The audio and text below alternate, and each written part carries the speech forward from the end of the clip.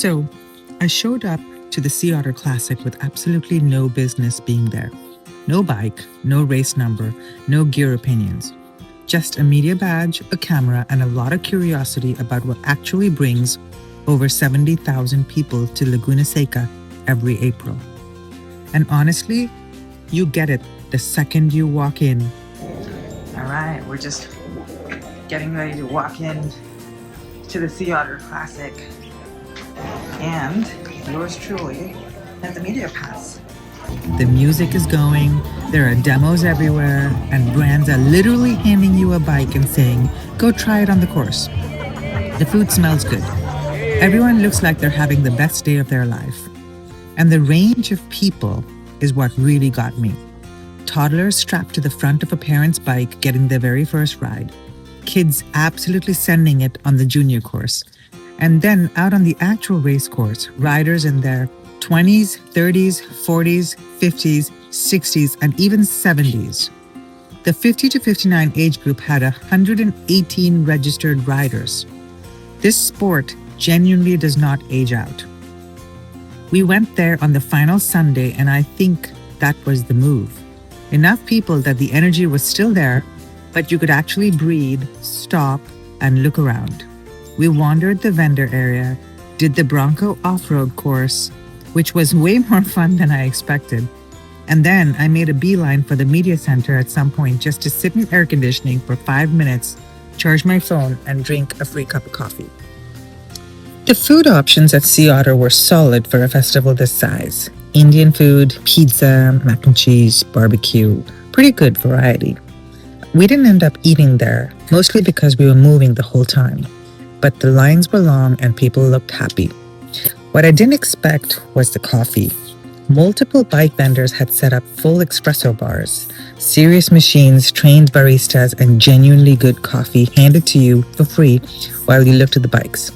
Turns out coffee and cycling have been intertwined since the 1960s when an Italian espresso machine company called Faima sponsored a cycling team that included Eddie Merckx, widely considered the greatest cyclist of all time. Cyclists gather at cafes before rides, stop mid-ride, and debrief after. Coffee is the common denominator. At Sea Otter, that showed up in the most literal way possible. The thing that I really loved was the kids area. This is such a family event. I've seen people of all ages, kids of all ages on the bike. It's just an incredible opportunity to expose the next generation to a really healthy lifestyle. They had this little off-road ramp course built specifically for toddlers. Tiny humans on tiny bikes. And next to that, parents riding with their toddlers strapped into a seat on the front of the bike. Kid up front with the best view in the house.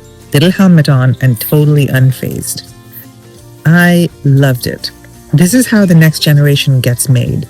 At a festival before they're even old enough to ask for their own bike. And then Jason's race, the Fuego XC. 21 miles, 3,000 feet of climbing.